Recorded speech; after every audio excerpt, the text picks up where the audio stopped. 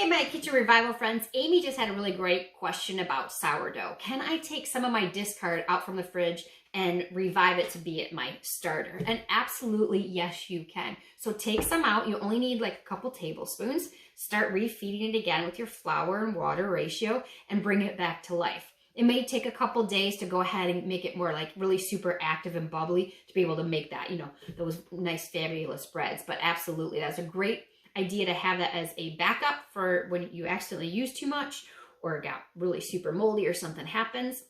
Another way you can do that is, of course, you can take some of your discard and you feed a little bit, do your flour water ratio, feed a little bit, and put about this much back into a container.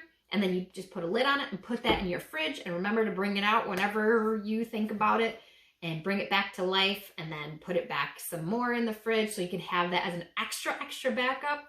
And another way you can do it, so I like to have 3 backups because look, it takes a month to get my starter started, right? I don't need it to take another month. I want to keep baking.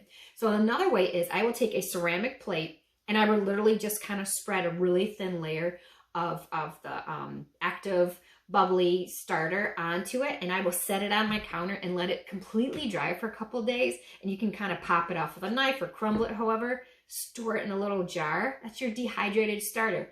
Put it in, with your spices like I do, and then you can just rehydrate it simply by putting water with it and then start to feed it over, and that'll take a couple days too, but it's better than a month, right?